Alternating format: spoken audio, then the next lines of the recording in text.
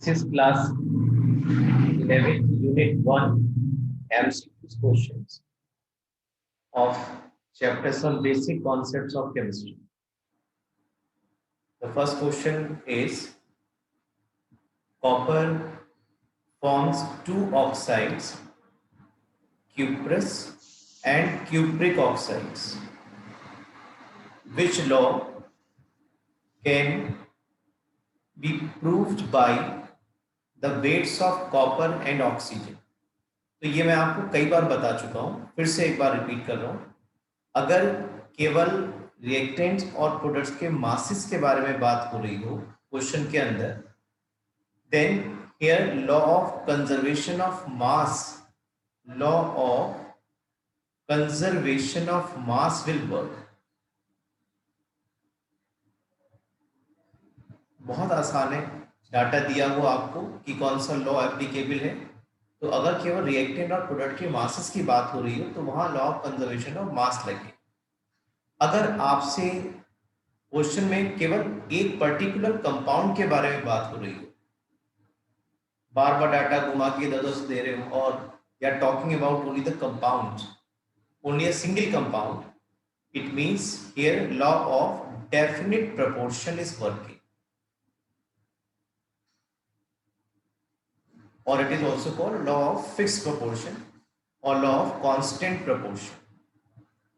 If they are talking about two elements, if they are talking about two elements and they are different compounds, then here law of multiple proportion is working. And if they are talking about three elements and their masses or their mode of combinations, it means they are talking about law of reciprocal proportion. तो अब हम check कर लेते हैं कि यहां पर क्या कंडीशन है। Copper forms two oxides, copper है एक एलिमेंट और दूसरा ऑक्सीजन है, form two oxides, cuprous oxide and cupric oxide. One of the oxide is Cu2O, where the oxidation number of copper is +1, and second is CuO, where the oxidation number of copper is +2.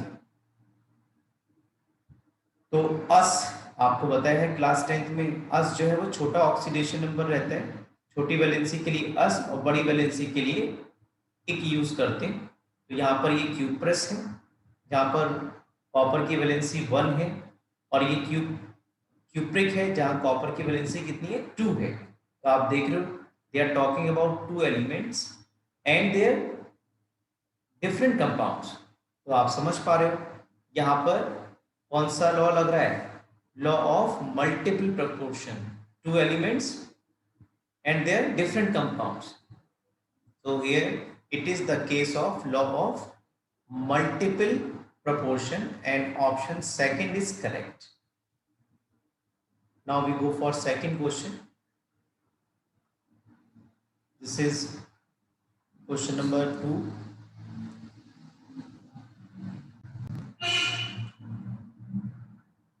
Law of conservation of mass is valid for all the following except. Law of conservation of mass nuclear reactions के लिए application नहीं होता। जब आपको पढ़ाया गया था तो I told you the limitation of law of conservation of mass that it does not work in case of nuclear reaction, because in case of nuclear reactions some of the reactants is converted, the mass of the reactant is converted to energy, E is equal to mc square। या Einstein ने हमें बताया था कि nuclear reaction में जो reactant और product का मास है वो एग्जैक्टली एक दूसरे के इक्वल नहीं आता, जैसा कि लॉ ऑफ कंजर्वेशन ऑफ मास बोलता है। न्यूक्लियर रिएक्शंस में जहाँ पे न्यूक्लियस का इन्वॉल्वमेंट हो जाता है वहां पर कुछ मास प्रोडक्ट का रिएक्टेंट के मुकाबले कम आता है। और ऐसा क्यों आता है, क्योंकि जो मास है रिएक्टेंट का उसका कुछ amount equal to mc square से एनर्जी की फॉर्म में रिलीज हो जाता है। इसलिए आप न्यूक्लियर रिएक्शंस में देखेंगे काफी एनॉर्मस अमाउंट ऑफ एनर्जी जो है वो रिलीज होती है। यहाँ पर E एनर्जी है, M मास ऑफ सब्सटेंस है और C यहाँ पर स्पीड ऑफ लाइट है। तो जो हमारा यूनिवर्स है उसमें दो ही फॉर्म्स हैं, one is energy, second is mass. Either mass is converted to energy और energy is converted to mass. Next हम जाएंगे क्वेश्चन नंबर थर्ड के लिए। Equal volume of different gases at definite temperature and pressure have equal molecules. This is your, अगर आपको याद आ रहा हो, this is your Avogadro's law which says equal volume of all gases at same temperature and pressure condition will have equal number of molecules. Now question number 4, which of the following pairs of compound illustrate law of multiple proportion? जैसे अभी हमने बात किया first question में law of multiple proportion काम कर रहा था, दो एलिमेंट्स थे, उनके डिफरेंट कंपाउंड्स थे लेकिन एलिमेंट्स सेम थे। यहाँ क्या हो रहा है देखो, फर्स्ट ऑप्शन में के अलग है, सी एस अलग है, यहाँ पे H अलग, ड्यूटेरियम अलग। हाँ ये जरूर हाइड्रोजन के आइसोटोप्स हैं, लेकिन और ऑप्शंस भी हम देख लेते हैं। K और Cl या K और Br अलग अलग एलिमेंट्स हो गए, K तो सेम है दोनों में लेकिन Cl Br अलग अलग है। ये देखिए इथेन और benzene, the molecular formula of ethane is C2H6, elements are carbon and hydrogen, and the molecular formula of benzene is C6H6। तो आप देख पा रहे हो दोनों ही जो एग्जाम्पल्स हैं इथेन और बेंजीन वाले, एलिमेंट्स दोनों में सेम है, carbon hydrogen, and they are combined differently. तो ये आपका लॉ ऑफ मल्टीपल प्रोपोर्शन को अच्छे से फॉलो कर रहा है। इसका ऑप्शन आपका थर्ड हो जाएगा। Now we go for question number 5। P has two isotopes, one atomic mass is given 10 and its percentage in nature was found to be 19%, and second isotope is having atomic mass 11 and its percentage is 81. Now we have to find out atomic mass of B.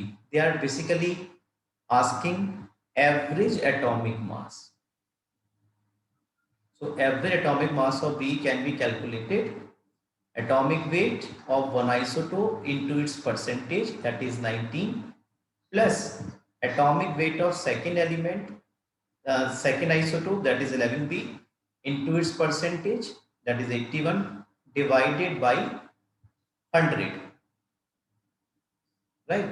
तो जब आप इसको solve करेंगे, इसको मैं solve करके देख रहा हूँ, दिस कम्स अबाउट, ये आपका 10.81, फर्स्ट ऑप्शन आपका आ जाएगा 10.81, right? So option first is correct. Now next question number 6, mass of 1 AMU in gram. ये आप सभी को मालूम है 1.66 into 10⁻⁴ gram is equal to 1 AMU, और simply we can write is 1 U। Option second is correct. Now question number 7, 1 U stands for 1/12 of carbon atom. आपको मालूम है कार्बन का जो C12 वाला आइसोटोप है उसको हमने एज ए रेफरेंस एलिमेंट लिया हुआ है बाकी एलिमेंट्स के एटॉमिक मासेस कैलकुलेट करने का, तो इसीलिए 1 U stands for 1/12 of carbon 12। हम एटॉमिक मास को ऐसे डिफाइन करते हैं, atomic mass is the mass of an atom of an element which is 1/12 times heavier than the one atom of C12 isotope of carbon. So its second option is correct. Question number 8, one atom of an element weigh this gram, the atomic weight of the element। देखिए किसी भी element का जो atomic weight होता है that is the weight of 1 mole of atoms। One atomic weight of an element is the mass of 1 mole of atom. This is the mass or weight of 1 mole of atom। तो देखिए मैं आपको पहले ही बोल चुका हूँ, मैं wait बोलूँ मास बोलूँ, केमिस्ट्री में दोनों चीजें सेम तरीके से ली जाती है। तो देखिए आप एक एटम का मास दे रखा आपको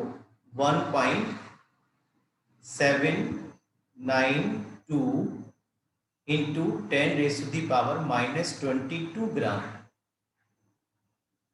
ठीक है ना। और 1 मोल में एटम, 1 एटम का मास है 9, this is the mass of 1 atom. और आपको 1 मोल एटम्स का अगर मास निकालना हो तो 1 मोल में जितने एटम्स होते हैं इक्वल टू एवोगैड्रोस नंबर, उससे आप मल्टीप्लाई कर दो। जब आप इसे सॉल्व करेंगे तो ये कैलकुलेट होने के बाद आपका आंसर आ जाएगा 107 पॉइंट समथिंग, 107.9 कुछ आ जाएगा बेटा, 98 या 89 समथिंग आ जाएगा। और ये अप्रोक्सीमेटली 108 के इक्वल ही हो रहा है। तो ये आपका फर्स्ट ऑप्शन ठीक है, ठीक है।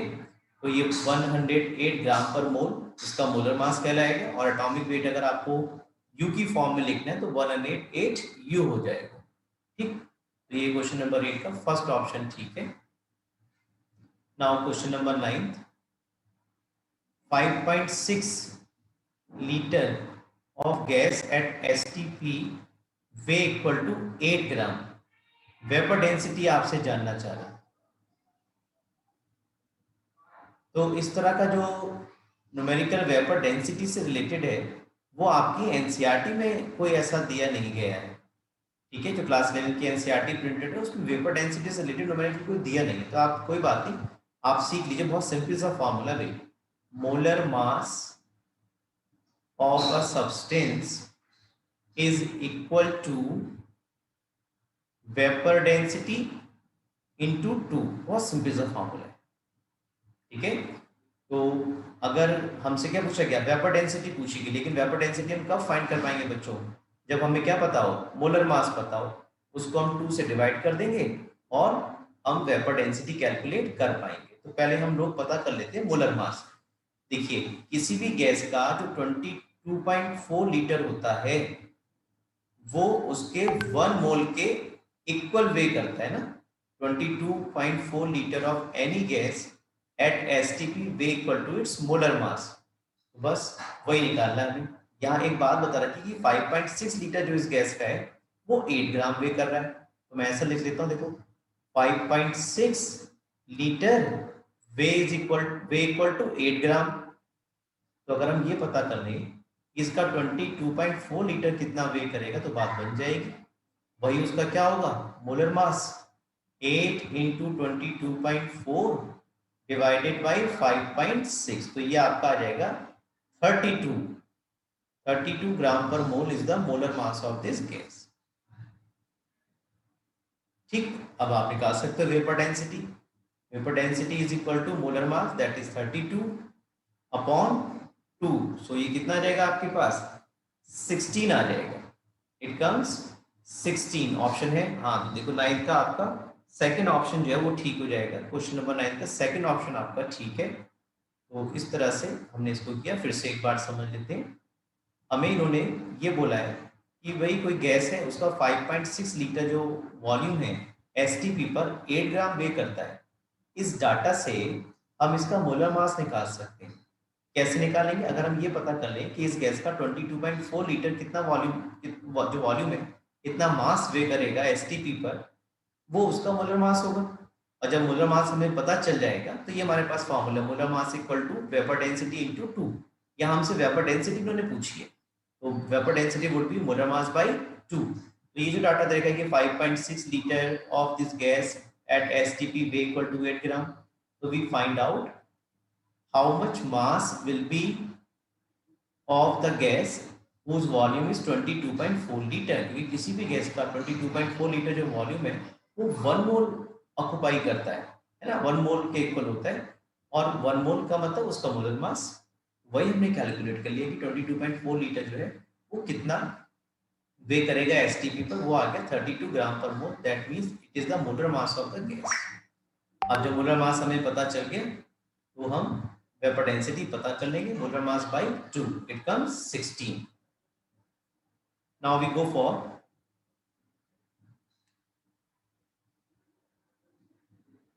Question number 10।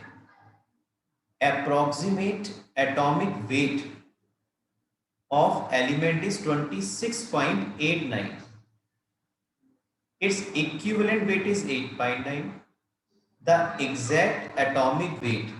देखो भाई एक बात सीखो छोटी सी, जो एटॉमिक वेट है ना,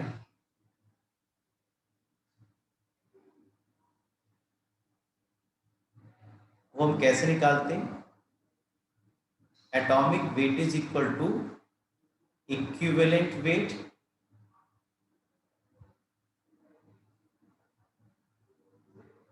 अपॉन, इसको ऐसे सीखो आप, equivalent weight is equal to atomic weight upon valency. Equivalent weight किसी भी एलिमेंट का कैसे निकाला जाता है? अगर हमें उसका एटॉमिक वेट पता है तो उसको हम उसकी वैलेंसी से डिवाइड कर दें तो हमें इक्विवेलेंट वेट पता चल जाएगा उस एलिमेंट का। अब आपने क्लास 9 में जब भी वैलेंसी पढ़ी है तो आपने ऐसे पढ़ा है कि भाई सोडियम की वैलेंसी कितनी होती है 1, कैल्शियम की वैलेंसी कितनी होती है 2, एल्यूमिनियम की वैलेंसी कितनी होती है 4, कार्बन की वैलेंसी कितनी, सॉरी, एल्यूमिनियम की वैलेंसी कितनी होगी 3, कार्बन की वैलेंसी कितनी है 4। ऐसे आपने पढ़ा है। कभी भी आपने ऐसे नहीं पढ़ा कि भाई कोई एलिमेंट है Z और उसकी वैलेंसी लिखी हो 1.2, या कोई एलिमेंट है Y उसकी वैलेंसी आपने पढ़ी हो 2.6। ऐसा नहीं पढ़ा होगा कभी भी आपने। यानी कि वैलेंसी जो है वो कुल मिलाकर के एक होल नंबर होगा, और यहाँ हमें इक्विवेलेंट वेट दिया हुआ है और अप्रोक्सीमेट वेट दिया है 26.89। तो हमें कोई ऐसा नंबर ढूंढना है जो कि होल नंबर हो और जिसकी मल्टीप्लाई, एग्जैक्ट एटॉमिक वेट निकालना है ना। एग्जैक्ट एटॉमिक वेट कैसे निकाल पाएंगे? Equivalent weight into valency. अब हमें एक ऐसा नंबर ढूंढना है जिसकी मल्टीप्लाई इक्विवेलेंट वेट में करें और अप्रोक्सीमेट एटॉमिक वेट एलिमेंट का इतना आ जाए, 26 के आसपास आए। तो देखो अगर 1 से करोगे यहाँ मल्टीप्लाई तो 8.9 रहेगा, अगर आप 2 से करोगे तो 2 9 जा 18, 1 कैरी होगा, 2 8 16 और 17.8 आ गया। ठीक, ये तो उसके पास नहीं आ रहा, ये तो 26.89 के आसपास नहीं है। अब क्या करोगे? अब 3 से मल्टीप्लाई करके देखो, 3 से मल्टीप्लाई करोगे 3 9 जा 27, 2 कैरी हो गया, 8 या 24, 25, 26, 26.7। देखो, हाँ देखो देखो 20, क्योंकि 4 से करोगे तो बहुत ज्यादा बढ़ जाओगे ना, 4 से करोगे तो बहुत ज्यादा आगे बढ़ जाओगे ना, तो वैलेंसी तो होल नंबर ही होगी। तो अगर आप इसकी इक्विवेलेंट वेट में 3 से मल्टीप्लाई करेंगे तो आपका जो एग्जैक्ट एटॉमिक वेट होगा दैट विल बी 26.7, क्योंकि यही इसके नियरेस्ट है। ये जो एवरेज एटॉमिक वेट निकाला गया 26.89, उसकी जो नियरेस्ट वैल्यू है वो 3 से मल्टीप्लाई करने पर ही आ रही है। इसलिए इस एलिमेंट की जो वैलेंसी है वो कितनी होगी? 3 होगी, और जो एग्जैक्ट एटॉमिक वेट होगा दैट वुड बी 26.7। फिर से इस बात को समझते हैं। देखिए किसी भी सब्सटेंस एलिमेंट का जो इक्विवेलेंट वेट है वो कैसे निकालेंगे? Atomic weight upon its valency, right. अब इक्विवेलेंट वेट तो तुम्हें दिया हुआ है, वैलेंसी इन्होंने बताई नहीं, और हमसे कहा कि भाई अप्रोक्सीमेट एटॉमिक वेट एलिमेंट का दिया हुआ है, आपको एग्जैक्ट एटॉमिक वेट बताना है। जैसे मैंने अभी आपको बताया, यहाँ जो वैलेंसी जिससे आप मल्टीप्लाई करोगे इक्विवेलेंट वेट में वो एक होल नंबर ही होगा। तो आप इक्विवेलेंट वेट में ऐसे नंबर से मल्टीप्लाई करो, ऐसी वैलेंसी से मल्टीप्लाई करो कि ये जो मैग्नीट्यूड है वो इसके आसपास आ जाए। तो 1 से करोगे तो 8.9 आएगा, तो इसके तो कहीं आसपास नहीं है। 2 से करोगे तो भी 17.8 आ रहा था, वो भी 26.89 के आसपास नहीं है। तो 3 से करोगे तो 26.7 आ रहा है, which is very close to 26.89। इसकी वैलेंसी 3 है एलिमेंट की, और इसका एग्जैक्ट एटॉमिक वेट कितना आ गया? 26.7, यानी कि 10 का फोर्थ ऑप्शन जो है वो आपका correct. Now we go for question number 11। Avogadro number represent the number of molecule present in, ये सभी को मालूम है। Avogadro number is equal to the volume occupied by 22.4 liter of gas at STP। Question number 11 का fourth option is correct. Now we go for question number 12. The number of carbon atoms presenting 22 gram of CO2, इसके moles निकाल लो, moles निकाल लो। 22 divided by 44, तो कितना मोल आ गया? Half moles आ गए भाई, 1/2 moles आ गए। और एक मोल्स में जो मॉलिक्यूल्स होंगे वो इक्वल टू एवोगैड्रो नंबर होंगे। तो ये जो मोल्स आए 1/2, इसमें मॉलिक्यूल्स कितने होंगे पहले वो निकाल रहे हैं हम। 6.022 इंटू 10⁻23। और आप देखिए एक मॉलिक्यूल में कार्बन का एटम कितना है? 1 है। तो इतने मॉलिक्यूल में कार्बन के एटम कितने होंगे? Multiply by 1। बस। तो 12 का आपका जो आंसर है दैट वुड बी 3.011, क्योंकि दूसरे डिवाइड करोगे इंटू 10⁻23। फिर से एक बात को समझते हैं। Number of carbon atoms presenting 22 gram of CO2। Carbon के एटम्स बताने हैं आपको। 22 ग्राम ऑफ CO2 में कितने? तो आप पहले मोल्स निकाल लो भाई, CO2 के मोल्स कितने? 22 upon its molar mass that is 44 gram per मोल। तो हाफ मोल आ गए भाई। आपको मालूम है एक मोल में जो मॉलिक्यूल्स होंगे वो that will be equal to Avogadro number. तो हाफ मोल्स में कितने होंगे? उससे मल्टीप्लाई कर, तो इतने मॉलिक्यूल्स आ गए बच्चों।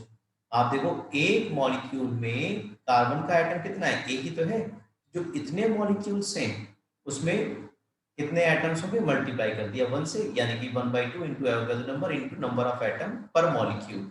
तो जब आप सॉल्व करोगे यू विल गेट 3.011 इंटू 10⁻23। तो आपका सेकेंड ऑप्शन ठीक है। Now we go for question number second. Number 13 question के लिए हम चलेंगे अब। The number of atoms in 1 ml ammonia gas at STP। तो देखो इसमें मोल्स निकालो, मोल्स निकालो। 1 ml है ना, STP पर मोल्स अगर निकालने क्या करोगे? 22,400 ml होता है अभी। ये तो हो गया। ये अमोनिया के मोल्स अगर निकालने हो 1 ml में क्या करोगे? 1/22,400 ml, ये मोल्स आ गया अमोनिया का। और नंबर ऑफ एटम्स पूछे, नंबर ऑफ एटम्स अमोनिया में, ठीक है। कितने मोल्स आ गए? 1/22400 तो आ गए मोल्स। और इसमें मॉलिक्यूल्स कितने होंगे? Equal into Avogadro number.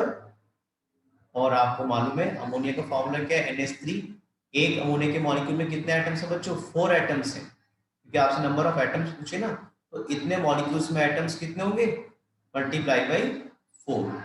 तो इसे जब हम सॉल्व करेंगे तो हमारे पास ये वैल्यू आ जाएगी, सेकेंड वाला 1.08 इंटू 10⁻20। ठीक है। इसे सॉल्व करके मैं एक बार और कंफर्म कर लेता हूँ। मेरे पास कैलकुलेटर है, मैं एक बार चेक कर लेता हूँ, एग्जैक्टली मुझे पता चल जाएगा। जी इतना ही आ रहा है, देखिए इतना ही आ रहा है लगभग, राइट। 6.022 मल्टीप्लाई 4। एन का एटम एक है बेटे, और 3 H की, तो टोटल एटम कितने हो गए? हाँ यही आ रहा है 1.08, ये 1.075 समथिंग आएगा। उसको राउंड ऑफ करेंगे तो 1.08 इंटू 10⁻20। सेकेंड ऑप्शन ठीक है हमारे पास। Now we go for question number 14। What is the mass of 0.5 moles of ozone molecule? तो मोल्स दे रखे हैं ना, एक मोल का मास कितना होगा ओजोन का? 16 या 48, 3 एटम्स हैं भाई। एक मोल अगर ओजोन होगा उसका मास कितना है? 48 ग्राम पर मोल। आपके पास कितने मोल्स हैं? 0.5। तो इसको जब आप सॉल्व करोगे तो 1/2 ये हो जाएगा, 2 4 और 14 का ऑप्शन थर्ड जो है वो ठीक हो जाएगा।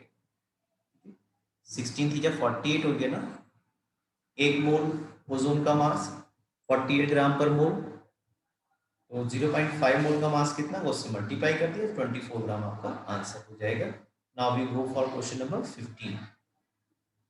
The mass of one molecule of water is approximately. इस तरह के क्वेश्चन काफी आप पहले भी कर चुके। One mass of one molecule of water, तो देखिए अगर 18 ग्राम वाटर होगा, या हम ऐसे लिख दें, देखो 6.022 इंटू 10⁻23 अगर मॉलिक्यूल्स होंगे वाटर के तो वो कितना वे करेंगे उसके मोलर मास के इक्वल, दैट इज 18 ग्राम। और आपसे कितना पूछा, 1 मॉलिक्यूल का पूछा है, तो बस 1 का आप निकाल लो।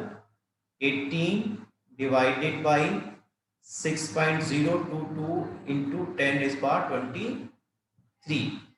तो इसे जब आप सॉल्व करेंगे तो आपको वैल्यू मिल जाएगी ये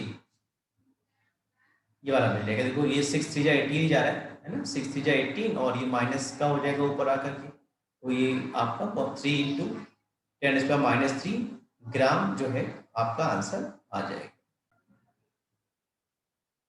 question number 16, 142 gram of chlorine represents, तो देखिए मोल्स निकाल लो भाई, 142 ग्राम और Cl का जो मोलर मास है एलिमेंट का दैट इज 35.5 ग्राम पर मोल। ग्राम दिए, मोलर मास से डिवाइड कर दो, ठीक है ना, तो आपको ये कितने टाइम जाएगा, ये एग्जैक्टली आई थिंक 4 टाइम जा रहा है। 4 मोल्स ऑफ Cl एटम्स आ जाएंगे, ध्यान रखना Cl एटम्स आएंगे, तो 16 का सेकेंड ऑप्शन आपका ठीक हो जाएगा, 4 मोल्स ऑफ क्लोरीन एटम्स। ये एग्जैक्टली 4 टाइम्स ही आ रहा है, 4 मोल्स आ जाएंगे। क्वेश्चन नंबर 17 देख लेते हैं।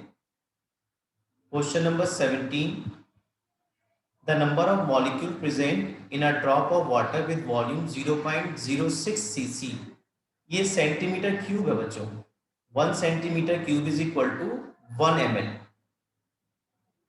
यानी कि ये आप 0.06 सीसी को 0.06 ml मान सकते हो और डेंसिटी भी 1 ग्राम पर ml दी है। तो यहां से हम वाटर का जो मास है वो निकाल पाएंगे वॉल्यूम इनटू डेंसिटी करके। वॉल्यूम कितना है 0.06 ml या cc इंटू 1 ग्राम अपॉन cc, तो ये ग्राम आ जाएगा आपके पास 0.06 ग्राम। तो इस 0.6 ग्राम में हमें वाटर के मॉलिक्यूल्स निकालने, तो देखिए अगर 18 ग्राम वाटर होगा तो उसमें मॉलिक्यूल्स कितने होंगे, इक्वल टू एवोगैड्रो नंबर, क्योंकि 18 क्या है उसका मोलर मास है, मोलर मास मतलब मास ऑफ 1 मोल, तो 1 मोल में कितने मॉलिक्यूल्स होंगे इक्वल टू एवोगैड्रो नंबर, तो 0.06 ग्राम में कितने वाटर मॉलिक्यूल्स होंगे वो आप निकाल पाओगे। 18 gram water molecules way equal, sorry 18 gram of water contain water molecules equal to Avogadro number, तो 0.06 ग्राम जो वाटर का मास दिया हुआ है जो हमने कैलकुलेट किया है उसमें कितने वाटर मॉलिक्यूल्स होंगे वो हम पता कर पाएंगे। और आप देखोगे इसे जब सॉल्व करेंगे ये मल्टीप्लाई में चलेगा 0.06 अपॉन 18, तो ये हमारे पास सेकेंड ऑप्शन आ जाएगा 2 into 10⁻21, right. Question number 18, total number of atoms present in 64 gram of SO2, तो पहले आप मोल्स निकालें, सल्फर का 32 प्लस ऑक्सीजन 16 इंटू 2 32 यानी कि 64 ही आ गया, यानी कि इतना ग्राम पर मोल इसका मोलर मास है, तो आपके पास 1 मोल SO2 मॉलिक्यूल्स आ गए भाई, 1 मोल SO2 मॉलिक्यूल्स। लेकिन बच्चों आपसे नंबर ऑफ एटम्स पूछे, तो आप देख पा रहे हो एक मॉलिक्यूल में एटम्स कितने होंगे, सल्फर का 1 और ऑक्सीजन के तो कितने 3, तो 1 मोल में SO2 मॉलिक्यूल्स इतने हैं और एटम्स एक मॉलिक्यूल में कितने 3, तो 3 एटम्स पर मॉलिक्यूल और एक मोल में मॉलिक्यूल्स कितने होंगे equal to Avogadro's number. So your answer is 3 into 6.022 into 10⁻23। Question number 19, 1 mole of nitrogen gas is the volume of, ऐसी बात है 22.4 litre of nitrogen at STP। Now we go for next question, question number 20, which of these weigh the most, which of these weighs the most, इनमें से सबसे ज्यादा जो है कौन वे करेगा ये जानना चाहते हैं, जल्दी से देख लेते हैं। 1 ग्राम ऑक्सीजन, यानी कि 1 ग्राम ऑक्सीजन का मतलब हो गया 1/16, कितने मोल्स हो गए, है ना, ये तो बात है। इतने मोल्स हो गए इसमें, और 1 मोल में मॉलिक्यूल एटम्स कितने होंगे, इक्वल टू एवोगैड्रोस नंबर। चलो ठीक है, 1 gram of O2, 1 upon molar mass कितना, 32, 16 टू 32, और इस इतने मोल्स आ गए, इसमें मॉलिक्यूल्स कितने होंगे, 6.022 इंटू 10⁻23, इससे मल्टीप्लाई कर दिया। आपसे पूछ रहे हैं एटम्स, तो आप देखो क्योंकि डायटोमिक मॉलिक्यूल है ना, तो इतने तो मॉलिक्यूल आए बेटा 1 ग्राम में O2 के, एटम कितने होंगे 2, तो 2 अपॉन 32, 16, दोनों में बराबर आ रहे हैं। थर्ड देखते हैं, 1 ग्राम ऑफ O3, 1 अपॉन 16 थीजा 48, 16 थीजा 48 आएगा मोलर मास ओजोन का, इतने मोल्स, और इसमें कितने मॉलिक्यूल्स होंगे, इक्वल टू एवोगैड्रोस नंबर। और आप देखो एक मॉलिक्यूल में कितने एटम है, 3 से मल्टीप्लाई कर 3, ये 16, यानी कि all have same number of oxygen atoms. फिर से इस बात को समझ लेते हैं कि आपको पहले मोल्स